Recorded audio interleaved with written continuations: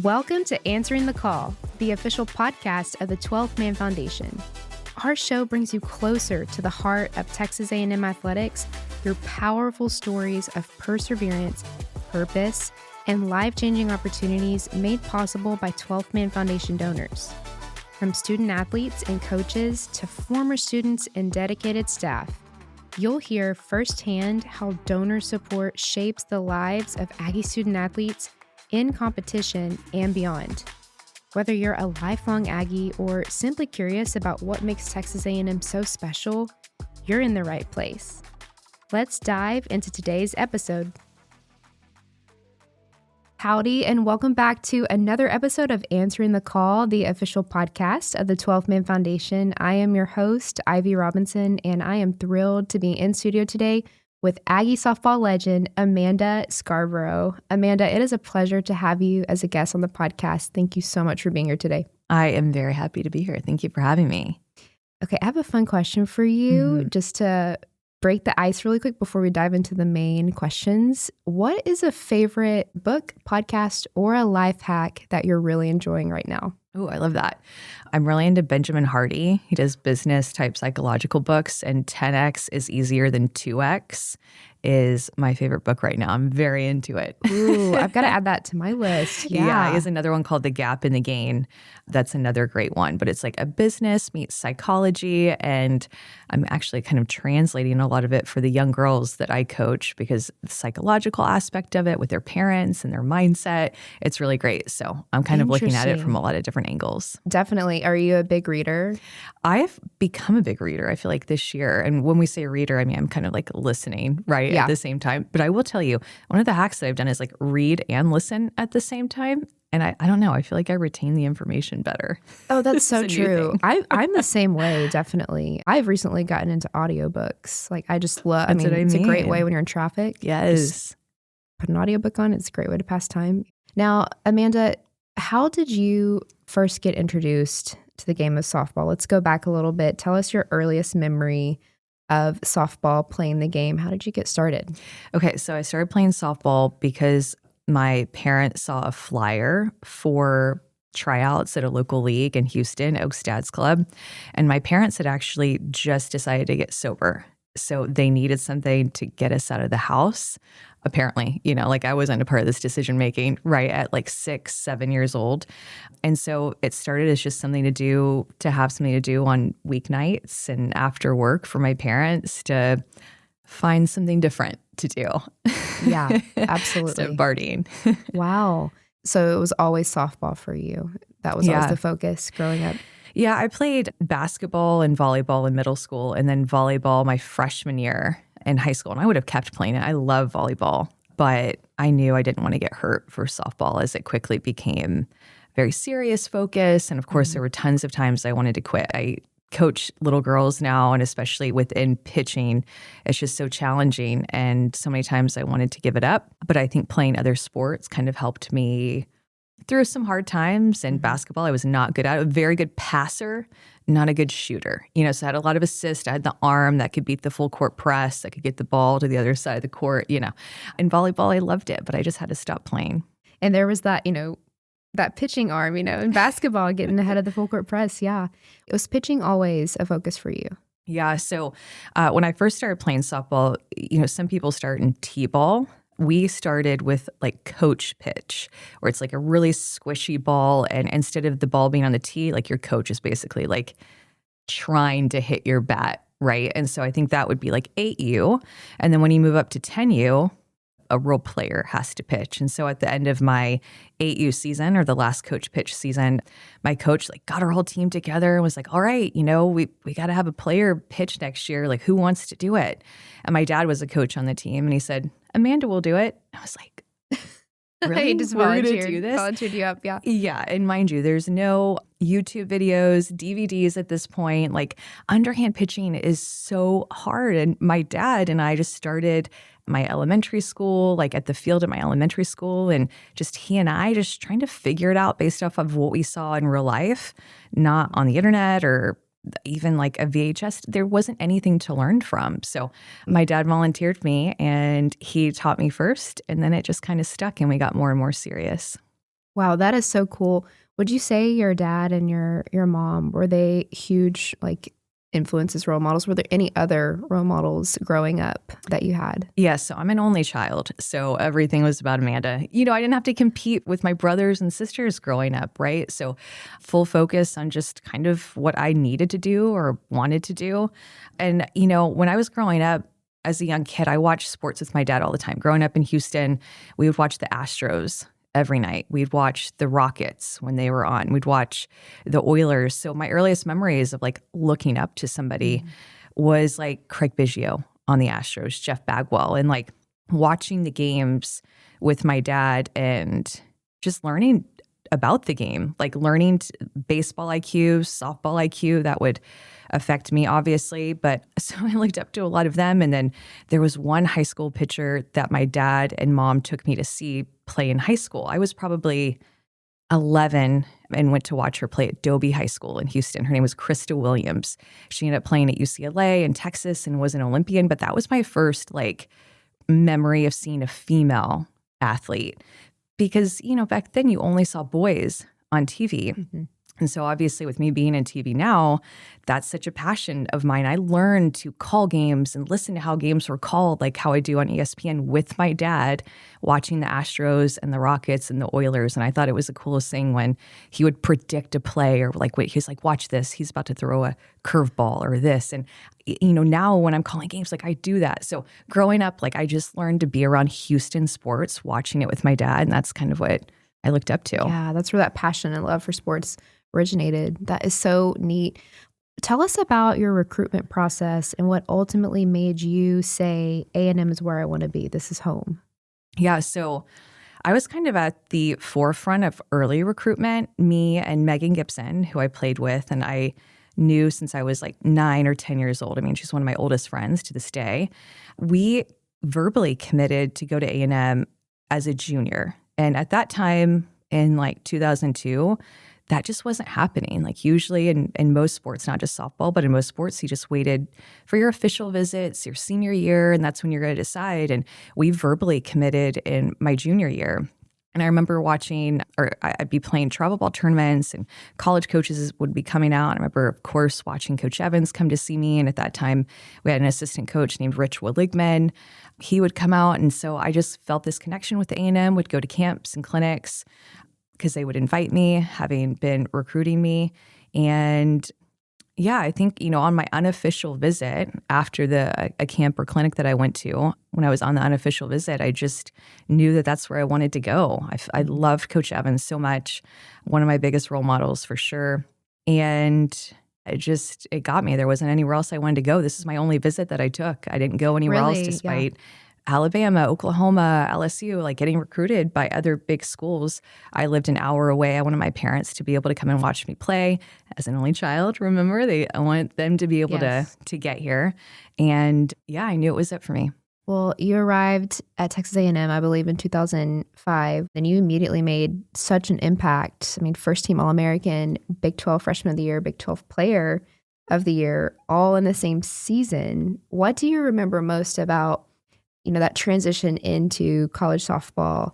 Were there any challenges? And then how was it rewarding to you to be able to come in and make such a quick impact? Yeah. So especially when I was here playing, I was a bit of a worrywart. I still am like a stressor and like a little anxious.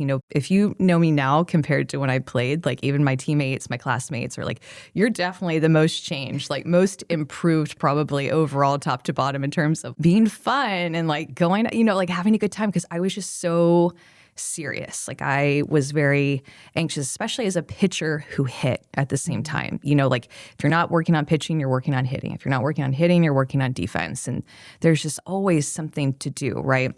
So when I came in, my parents really grounded me. They knew I was one of the top recruits, but they told me, everybody in college is really good. So if you get to A&M or in your first year and you don't play, like expect it. Like everybody's really good. That doesn't mean that you're not good.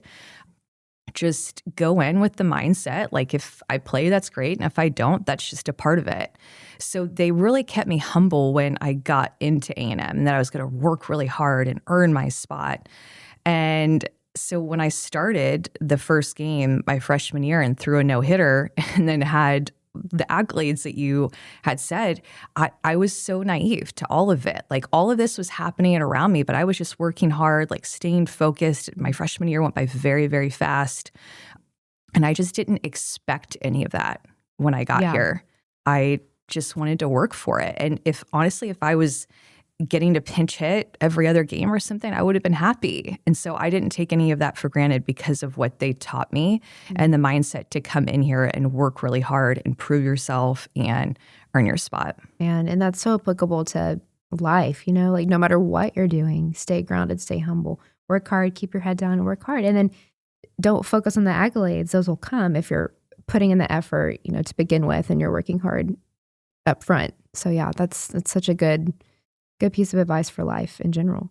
As your career progressed, you helped push Texas A&M softball to new heights, returning to the Super Regionals, and y'all reached the College World Series for the first time in over 20 years. And I know when y'all made it to the College World Series, that was your senior season, correct? And you had an injury. Tell us about that and what led up to that, and then maybe what you learned transitioning from the role of being a leader and a pitcher and maybe leading in other ways when you weren't able to contribute on the field.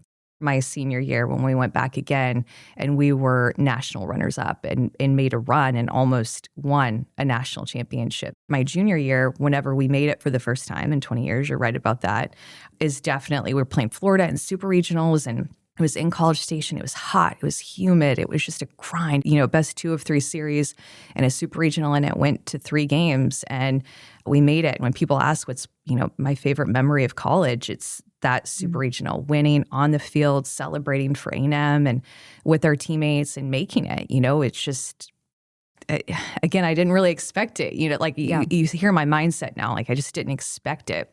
So my senior year, we had really high expectations, having just gone to the World Series. Our senior class was really tight and really good. There were 4 of us who were in the class of 2008. And so in 2008, in that season, very high expectations. We started either ranked in the top 5, top 7, and then I got hurt 3 weeks into the season. And it's incredible the way that our team recovered after that, because I was a big part of that team, right? Like an everyday player, an All-American, pitching. And the way that Megan Gibson stepped up, who I had mentioned earlier, and pitched just about every game. We had a small roster. Like, it was incredible how our team rallied together to make it so far. And what Megan did in the circle and just our senior class to be national runners-up. I don't think anybody expected us probably even to make it to the World Series, nevertheless to finish in second place. But if you would have asked me before my injury my senior year if I wanted to do anything if I wanted to coach softball, like literally if you would have asked me the second before I got hurt in that game, do you want to coach softball? I would have looked at you like you had 3 eyes. I would have said, no, I am burnt out. I've done this my whole life. I'm ready to move on. I'm ready to have a different identity because I told you I'm pressure, anxious, stress. Like I just felt all of that for my whole life, basically. So when I got injured, it threw me into a different role on our team and made me appreciate the game in a very different way, where I became like a player coach and found out that I really did love it. Like I loved looking at the game and maybe not having all the pressure of the game of being the pitcher, being the hitter, being the everyday player, the All-American. And that injury just really made me see the game in a new light, where I don't know if without it, if I would be involved in softball still. And now that's literally all I do. I guess you could say, in a way, that injury ended up leading to your professional career and continued work within the game of softball, with your work with ESPN and the pitching camps that you've created, your business Pitching Angel. That injury was kind of the kickstart to all of that. Yeah, I remember there was a job fair, I think maybe my senior year, even before I got hurt. And I was telling Coach Evans in her office, I'm going to go to this job fair at the business school or whatever. And I think I went and I got like a business card of an insurance company who was trying to get me there or something. I don't know, I'm like talking to them, I'm really into it. And I remember telling her about this in her office. And she I could tell it was one of those things that she wanted to support me, but also like, Amanda, what are you thinking? Like she knew me better than She anybody. probably saw your potential. Yeah. Are you sure you want to do this? I'm sure if there are a lot of, if you're listening to this and you're in insurance, I'm sure you're a great person. But knowing Coach Evans and her relationship with me, she just knew that that wasn't for me, So I'll never forget that. But yeah, so I think there was a moment too at the World Series in 2008. We were playing Florida in the semifinals to make it to the championship series. And I told you I served as like this player coach type thing. I'm charting every pitch in the dugout. Like I'm scouting the hitters. I'm talking to Megan and our catcher, Aaron, in between innings and going over who's coming up and how we got them out before and just really invested in a new way. And we were playing in the semifinals against Florida. This is a game that if we win it, we go to the championship series. If we lose it, our season is done. And charting every pitch in the dugout. It was a very strenuous moment. One of the Florida hitters came up with like the bases loaded or runners on. And it's a tight game. And Coach Evans looked down at me and she could just kind of tell that I knew something, or I don't know, that there was something inside me that I wanted to say. And so we were on defense at the time and I was in the dugout charting pitches. And she said, "Do you want to go say something to Megan?" This is at the World Series in Oklahoma City on ESPN, like hundreds of thousands, a million people watching. And Coach Evans asked me if I want to go out to the field to like talk to her about what pitch to throw or what we should do here. Mm-hmm. And I was like, I can't say no, because like I knew inside of me I did have something to say. So I was like, yeah. So I had a boot on for my surgery because I had foot surgery not too long ago. And I walk out to the field and I call timeout. So I'm like on ESPN as like this player coach, like walking out as if I am a coach. Like this never happens. Talking to Megan and Aaron, I'm like, I think we should throw her a changeup. She hasn't seen one. And I walk back. I was so embarrassed because they were like in the spotlight. But that moment, Ivy, was one that my current ESPN bosses remember me for, of like my role at the World Series. And then when I get done with my career at A&M, making a call to me to see if I want to call games on ESPN. And that was, quote unquote, this diamond moment that ESPN had at the World Series for just memorable moments. And I think because of that and the way that our team performed is a huge reason why I got a job at ESPN. Man, what a story. Thank you so much for sharing that. I think that is so neat. Yeah. And what have been some of your favorite, memories, games to call, at ESPN through this job opportunity? What has been memorable to you? Oh my gosh, there have been so many, because I think you had asked me about like even how I started coaching softball with my pitching camps, but I just do so much in softball that it's hard to like go one way. I'm calling games on ESPN. I have my own pitching business for young softball pitchers with Pitching Angel, of doing things online and camps and clinics. For ESPN, there's just so many. I actually got to call the A&M and Texas Super Regional a couple of years ago, softball. And it was probably the best super regional that has ever been played. And unfortunately, A&M lost, but they were the 16 seed. I think Texas was the one. Like yes. A&M really, on paper, had quote unquote like no business, like even giving them a run and being an out or run away from making it to the World Series over Texas. And I was calling those games. And I've called the Women's College World Series now, which I was playing in, and now I get to call it every single year for over a decade. So there have just been so many great moments, home runs. Super regionals are really my favorite to call, probably because that, as a softball player, if you make it to the World Series, it can feel like you won a national championship. I mean, even making it to the World Series is such a big deal. And so to call a super regional for me is always really special. World Series, of course, is great. But I don't know, there's just something about the super regionals and the moments that you have there that are my favorite. Tell us, you mentioned your business Pitching Angel. Tell us where the idea originated for those who may not be aware. And where did the idea come from? At what point in your career did you decide to start that? And just tell us about the impact you've seen. So I got done playing in 2008, coached at A&M for 2 years after my playing career. It was like a student type role, right? Like grad student type role. And then as a volunteer assistant the year after that. And it was after that I thought, you know what? I just want to do my own thing. Like I'm tired of being on this schedule where it's like every day at this time and games and on somebody else's schedule. Like I was really motivated to make my own way, make my own career, make my own path that had never really been done before. So I started to give lessons here in College Station, then moved to Houston and do camps and clinics. And that didn't really have a name, for the long time. There's just like Amanda Scarborough lessons or whatever. Like for a long time, like that's what I was doing. And in 2019, I wanted to just create its own pitching brand, mostly for social media, because I was like feeling weird about on Instagram posting drills, and my old high school friends or I don't know, like we're looking at these pitching drills. I'm like, you know what? I'm just going to create its own brand on Instagram where I can post drills and stuff all the time. And I called it Pitching Angel. And a big reason that I did that was because my mom always told me that I was never alone in the circle, that my angels were always with me when I was pitching. Because again, you're stressful, Amanda. Remember, you're okay. You're not alone. You are out there all by yourself, and the game is counting on you. But don't forget, your angels are with you. So I called it Pitching Angel. And then that happened like November 2019. Well, what happened a few months later?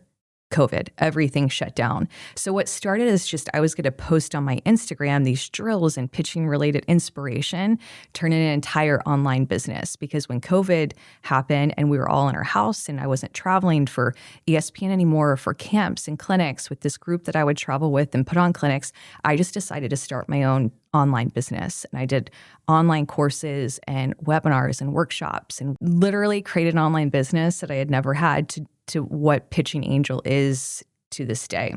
So my whole goal is for pitchers, young pitchers, to not feel alone. I mean, hence Pitching Angel, to remember that it's going to be okay. There's going to be challenges and struggles, and pitching is really, really, really hard. And you do feel alone going through all of it, especially whether you're a parent of the pitcher or the pitcher themselves. So I want to teach them drills and mechanics, but ultimately I just want to teach them the mindset and leadership and everything that pitching can teach you, and not to quit. Like my ultimate goal is for them not to quit, because there were so many times I wanted to quit, and pitching and softball changed my life. And so it's my ultimate mission now for them to keep going. And so it continues to change their life and build strength. That is incredible. And if someone's listening to this episode and they want to get involved, what's the best way to do that? Yeah, so on Instagram at Pitching Angel. And then you can also find, if you just type in Amanda Scarborough or Pitching Angel on Facebook. I know Facebook's like kind of like old dud, but so many people are still on there. That's right. Yep. And so that's actually where probably my biggest following is on Facebook. So either one works, but yeah, always posting all kind of pitching stuff. And I just love helping. I think I saw something online or read it in an article, but you said like you love teaching your generations that your sport is your superpower. And I love that. It's just true. Yeah. I just think that sports teaches you so much. And of course, I'm more tied to pitching and softball. But it's so funny, Ivy, because I told you I hit too, right? But people forget that I hit because I'm just so tied to pitching now. And it's just the biggest passion of mine. Like I just clearly have this connection with it because I think it's just so hard. I mean, people are usually mesmerized by softball pitching, like whether you're an adult or, I don't know, a 25-year-old coming to a softball game for the first time, everybody wants to watch the pitcher. And so it's just so unique and interesting. And a lot of parents are scared to teach it to their daughters and scared of what she's going through mentally and how hard it is. And so I just want to help whatever way I can. That's awesome. Changing topics really quick, for so many young athletes, and kind of going back to your education and your story, for so many young athletes, a scholarship, represents a great opportunity. It's kind of the foundation. It opens the door for an incredible future. Maybe it lays the foundation for a future career. What is your advice to athletes who are seeking out those opportunities to play their sport at the next level? Keep going. There's a place for you, because I'm lucky and we're lucky we get to be a part of A&M. But I do think, especially I'm speaking in like our little softball world now, there's a place for somebody that wants to continue to play, even if it's not D1, if it's D2 or junior college. And with the transfer portal and all the different options that come up year after year that weren't readily available 20 years ago, I just think that there's an option for you. And maybe even if it's a partial scholarship like you can do in softball, or that there's just going to be an option out there for you. When you were a student athlete specifically, tell us about the balance between school and sport. Was that a difficult balance for you, and how did you manage it? Tell us about, the resources where you were going when you were here at Texas A&M, because a lot has changed, on this campus since that time. And as we know, college athletics, rapid evolvement, things change very quickly. So tell us about kind of your day-to-day, what the resources looked like, and how you balanced and walked that line of being both a student and an athlete. School is really important for me. Even growing up, in my high school class, out of over 500, I finished number 9 in my class. So school was always something that I took really seriously. And I wouldn't say it came easy to me by any means. I was somebody that had to study. So, I was in a class with Jamie Loprice, she was in my softball class. She was valedictorian, and she literally could hear it one time in class and then go and ace the test. And I was somebody that I needed to study. So we only used to have Bright. We only had one Bright building, and, we had study hall in there and tutors.